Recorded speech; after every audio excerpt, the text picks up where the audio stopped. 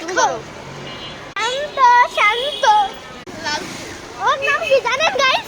এই যে লালটার নাম লালটু। আই সাদাটার নাম কিরে কেমনে তো আমরা শান্ত।